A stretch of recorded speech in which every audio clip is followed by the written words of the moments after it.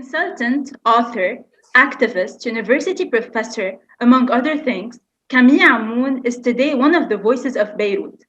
Under the theme of resilience, Camille paints the story of cities and, of course, Beirut. So it was inevitable to invite him as a guest in our series about the blast. And to our biggest honor, he accepted.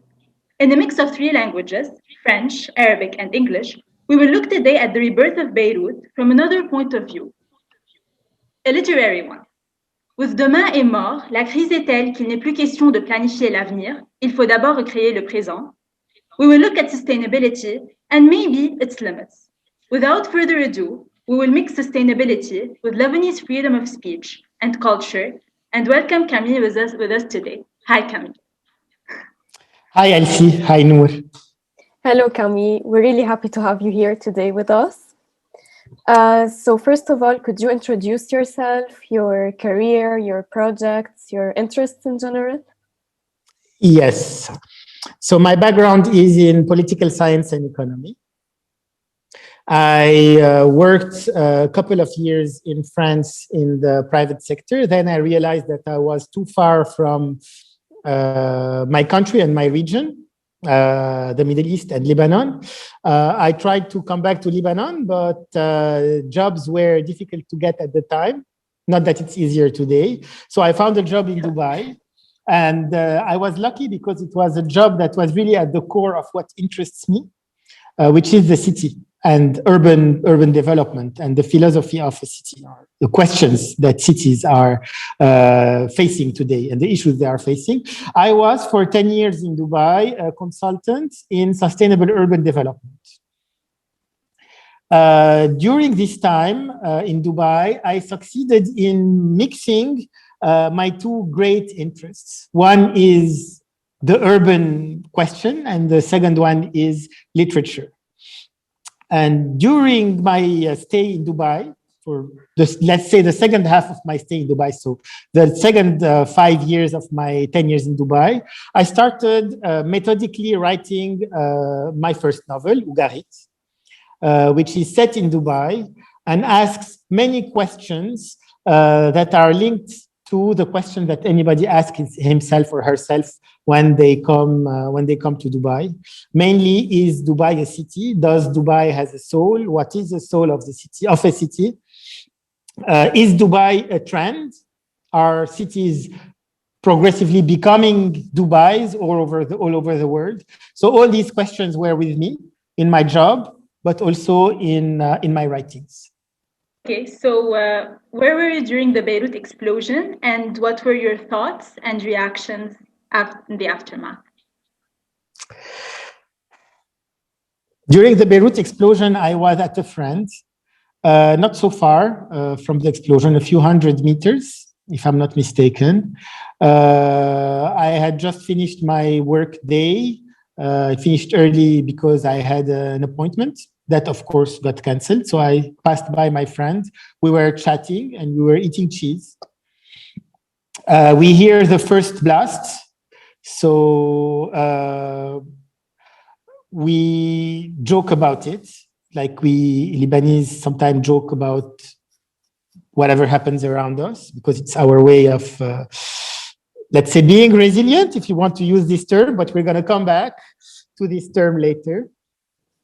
And then, personally, I do not hear the second blast, the second explosion, but I feel the blast, le souffle, and some probably very old reflex that dates from, that is inscribed in our DNA because of the civil war, make us stand from our chairs and run to the corridor. So we saw all the debris going in all directions. The place where we were sitting got completely devastated. So it's good we jumped. It's good we had this reflex. My friend got a small wound that needed stitches, but hospitals were too busy to do small stitches. So a pharmacist helped her. My thoughts, well, of course, like everyone, I thought it was an explosion or that was close to where we were. But as I was walking in the street after street, I was realizing what the havoc that it was. I was realizing that every other street that I was walking on in Beirut and in Ashrafiyeh, where I was as destroyed as the previous one. So I got a bit dizzy and scared. Where does it stop? Where does destruction stop? Is everything broken? So it was like for everyone, I guess, a difficult moment. Thankfully, I did not have wounds, physical wounds, but I think we will always remember this moment like a terrible moment, a terrible wound that was worse than everything that we lived during the Civil War. It's a collective trauma. And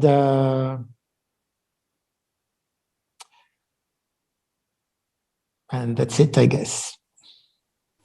I'm really happy. Thankfully, nothing happened. And I mean, you were so close, but at the same time, it's instinctive, I think, how we all reacted the first time before the second blast. And you're right, we're all, I guess, damaged emotionally, and we're far from forgetting what happened. So my next question would be, how do you think you changed after the Beirut blast and after your project after it? My project itself changed. My project being my little book that on the revolution. It changed because after the explosion, I realized that the main character of this book was not the narrator that was walking in a street, but that was the street itself. And that following the explosion, the main character, the street, which is the street that goes from Daura to Riyad al-Salah, so Arménie, Gouro, Emir Bashir. This street, the main character of this story, dies after the explosion. Actually, I handed out my manuscript to my publisher a couple of weeks before the explosion. And the idea behind this book was to walk along this street and through the lens of the narrator, see how corruption impacted the shape of the city. And from Daura to Riyad al-Salah, we have several stops that tell the story of how our political class brilliantly constructed a very intelligent system of corruption that brought Lebanon to the situation where it is today, the situation of total collapse. And these steps, starting with Daura, and behind it, the landfill, one of the manifestation of corruption. Then, I'm not going to go through all of them, but we have the train station, another manifestation of the corruption and the incapacity of our political class and successive government to provide us with a decent public transportation system. Then Électricité du Liban, do we have to talk about it? The port, of course, and its explosion. And then we cross the street of Georges Haddad, and we enter what we call now downtown, but looks more like a periphery or a suburb than a downtown, because it's made of parkings mainly and a few central zones that were rebuilt. And here I realized that between all the buildings that are there, we have a summary of the power system and the collusion between the various powers that are the multiple heads of our corrupt government or corrupt states, namely the church and the mosque, the religious aspect, the parliament, the executive, the city center itself, real estate, and the government, and the street of the banks, so the bank street, the financial and the association of banks at the beginning, so the financial elements, the financial head, and at the end, the executive with the government. So when I handed back this manuscript to my publisher, And after the explosion, we had a conversation. I was not ready to write, but he told me, Camille, I cannot publish this book because the street you're walking on is completely devastated and is completely impacted by the explosion. I didn't know what to do, but I agreed with him. So I wrote a postface that says what happened after the end of the story. And that's it. I don't know if I answered your question, but did I? Yes. Yes, which will lead us to the other question after it. So you dedicated a chapter to Beirut after the explosion. How was the responsiveness of the audience to your work, Octobre Liban?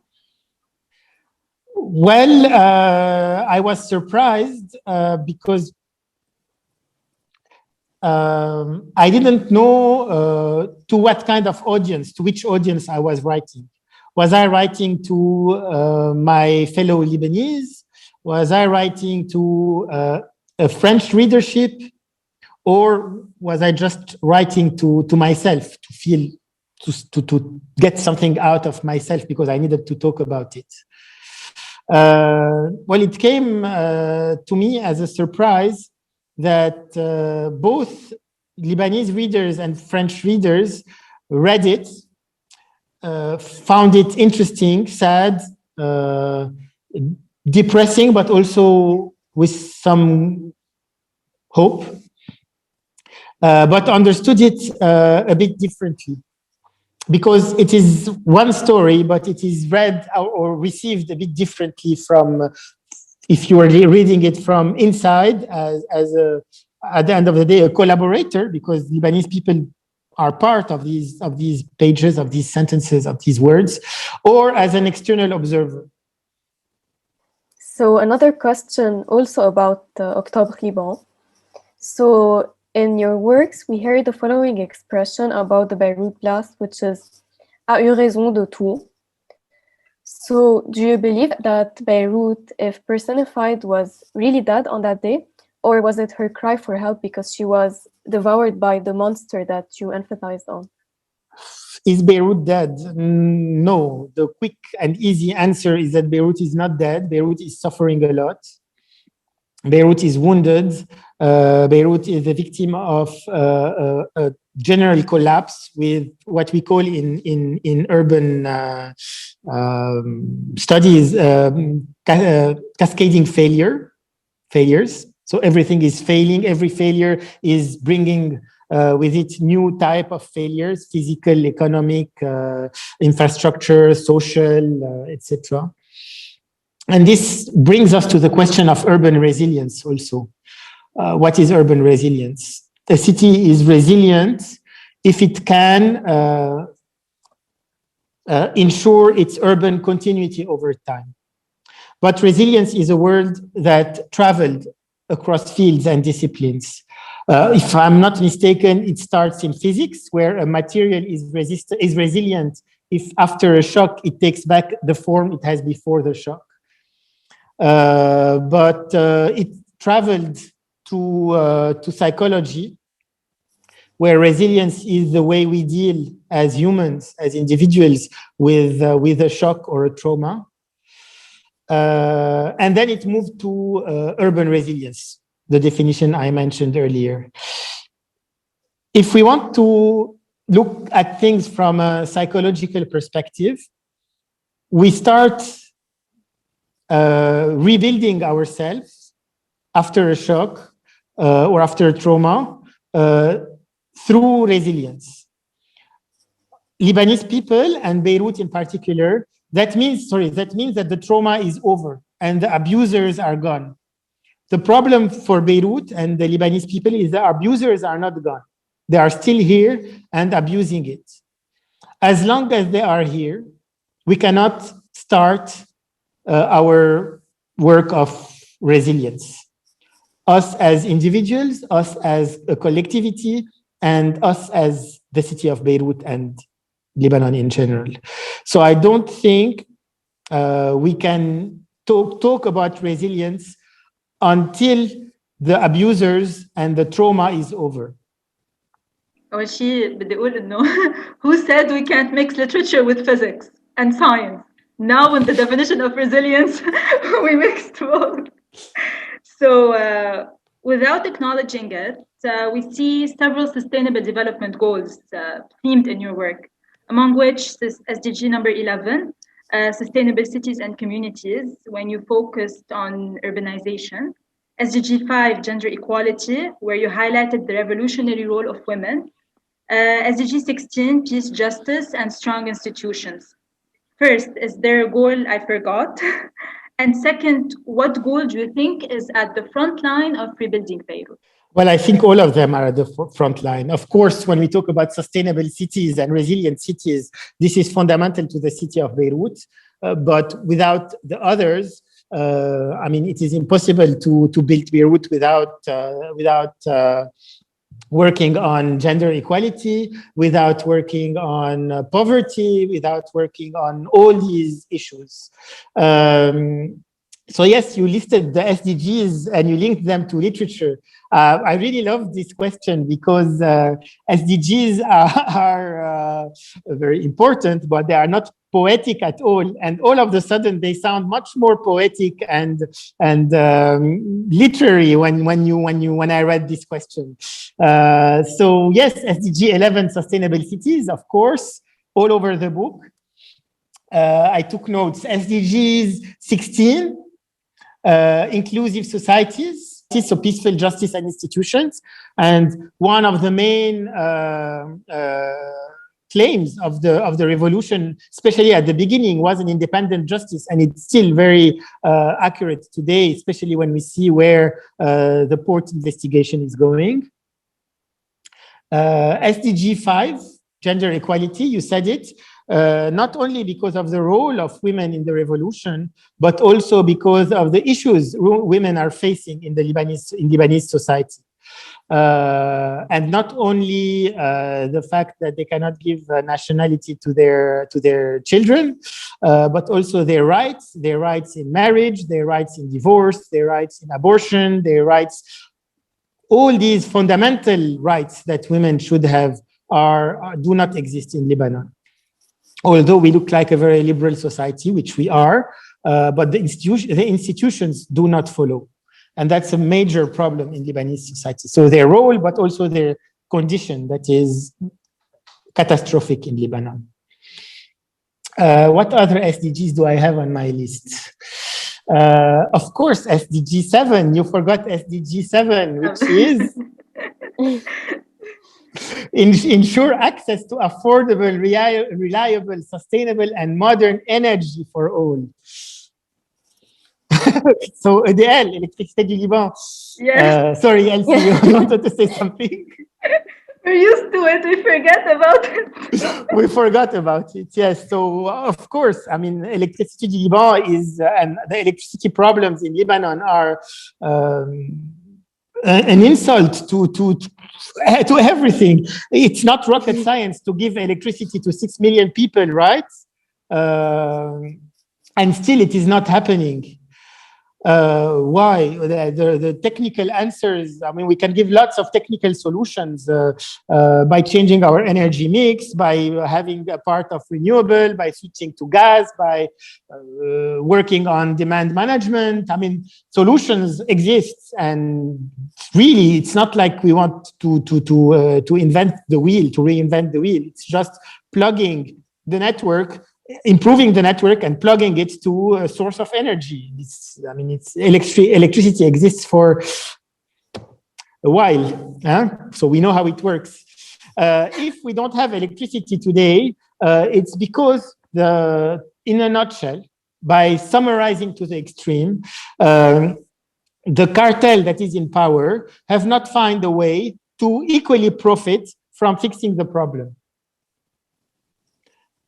Okay, groups, like parts of the cartel, want maybe or try maybe to fix it, but as long as it does not benefit to the whole cartel, there will be no consensus on fixing electricity.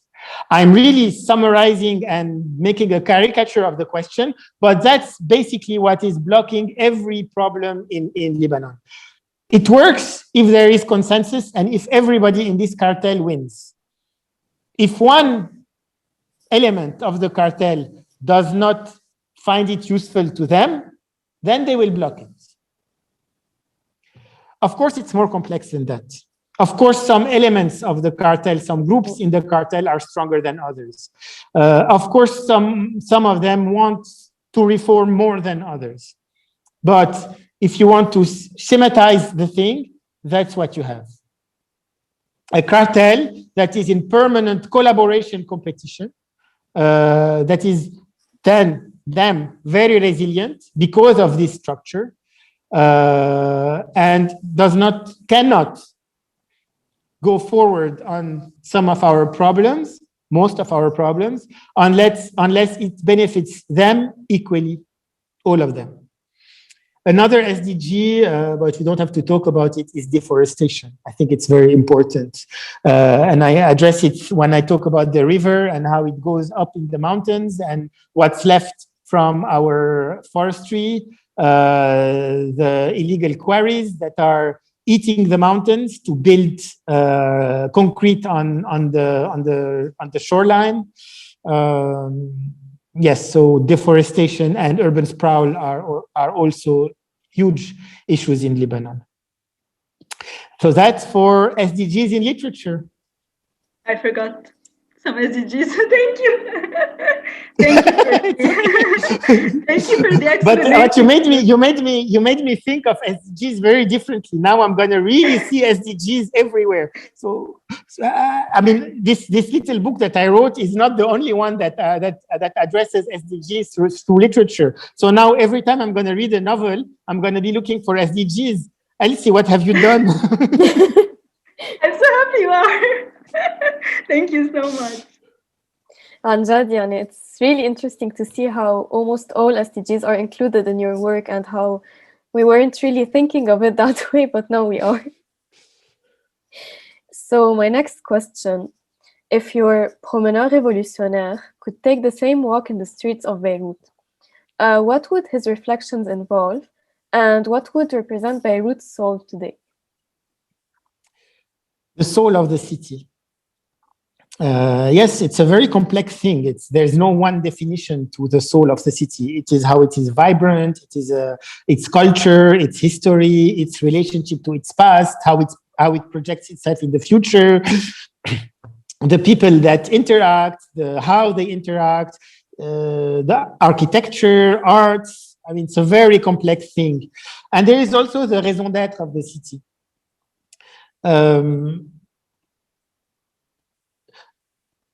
If you take an extreme example, for example, the soul of the city of Venice used to be a merchant soul, a multicultural soul, okay? Today, Venice is still a very aesthetic city, a very beautiful city. But it's not a merchant city anymore, and it's not the multicultural hub that it once was. So we can confidently say that Venice lost its soul. In Beirut, downtown, that I don't like to call downtown because it is not a downtown for me, also lost its soul. I mean, even before its closure and its recent decay, the Beirut souks are just another mall. So people don't live in the city center. So yes, Beirut center lost its soul. It gained a bit of a soul during the first months of the revolution, with all this movement, all these people coming from all neighborhoods, all social backgrounds, coming to demonstrate their anger, but also to have fun, to meet up, to have a walk with their kids, with their families, to sell books, to buy corn and eat it, to have coffee. This is a soul, this is a city, and this is the real revolution. The space was revolutionized by the people. But it's gone again now. Until when? I don't know. I hope it will come back. but under the current situation, it's a bit difficult. So yes, the soul is something complex. We know when it's here. We know it's here when we see it, but it's difficult to define. Something that is for sure is when it is not here, we notice it. And in the center of Beirut, it is not here. In Venice, it is not here. In the rest of Beirut, it is here, but it is wounded, and it might change. It might come back, but in a different form with some modification. That's for us to see how Beirut is gonna survive this period, because it's not one traumatic event. It's a long period of pressure and decay and yes. So we have to come out of this period to start to see how the soul of Beirut will evolve and will come back. So let's go back to the current situation. When I read the article in L'Orient Le Jour about Octobre Liban, we qualified the previous year as année décisive, indélébile et fondatrice. What do you think will be the qualifications of 2021, and how do you envision the role of sustainability in the future of Lebanon? I think the main problem of Lebanon is a governance problem. And governance is also a very deep question that can be that exists a bit everywhere. Is how do we govern ourselves, right? But in Beirut, it's even stronger because we have a big governance crisis.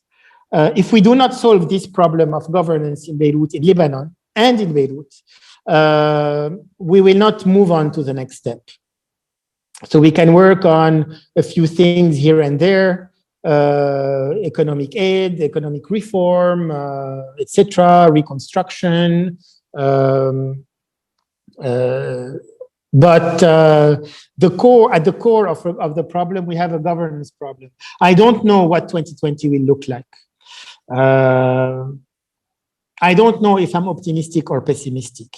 But what I know for sure is that if we don't solve our governance problem, we will not move on. And if we don't solve our governance problem, or if we don't at least start to solve it, 2021 will look like 2020 in even worse. So let's wait for the end of 2021, and then we'll go back and look at the video again. Thank you. So if our viewers would like to get in touch with you, could you share with us some of your platforms? Yes, actually, as you know, I mean, I try in my books, I tried and I still try to write, to transform the urban text into a literary text. So this is accompanied by lots of photos of the streets I walk on. And more increasingly notes also that I post on Instagram. So I'm quite responsive. I answer questions. So Instagram, I think, is a good platform to connect with me. Until now, I'm being able to interact with people on Instagram. We will see how this goes. But yes, I try to put in pictures the text that I'm trying to write, and increasingly I want to write text bits, captions under the picture that I take. Okay, this is a resolution. I don't know if it will work, but sometimes it does. So yes, Instagram is a good way to contact me, and of course, if someone wants to get in contact with me through you can always share my email, which is a bit old-fashioned but still works. Thank you so much. You are very responsive, actually. With us, you were very responsive. So, any final words to our audience, especially the students watching you? Yes, students, I don't know. In the current situation, it must be difficult. I would like to ask you the question. How are you seeing your life as students, and how are you envisaging the next steps? Am I allowed to ask a question? Yes. Go ahead. We are resilient, I think, just like students, but from my end, I believe that if I flew abroad, and I call it flying abroad to do my master's abroad, and I always say this, I wouldn't have lived through this experience in Lebanon. And I think this taught me a lot, these couple of years that we've been through, from the explosion to the pandemic to everything to the revolution, to everything that's been going on. It changed me a lot. And I think this is a new generation of Lebanese that's being born after the explosion and the revolution. Nour? And you, Nour? I would say Elsie's right. I'm currently an undergrad student, but my journey is almost ending. And I'm also glad I had it here in Lebanon because I did learn a lot despite everything. And yeah. Well, if you can go and come back. But traveling and living abroad and gathering new experiences and meeting people that are different is a bliss. And I lived it for 20 years before coming back to Lebanon. So if you can go and or come back, or do not come back. I mean, but keep Lebanon somewhere in your mind, and I'm sure you will, as we all do. But and that's the history of Lebanon, people leaving and some coming back. That's what makes Lebanon. And if there is some resilience to Lebanon, it comes from there, because people go and some come back. Well, that's it. That concludes, I think, everything. Thank you so much. And it's been a pleasure to have you. It changes a bit from engineering and science, and it gives us how sustainability is everywhere, حتى in literature. I hope after the pandemic, I will have the chance to attend one of your book signings. If you have any project, I would love to be the first to know about it. Thank you so much. Thank you, Camille. Elsy and Nour, thank you very much.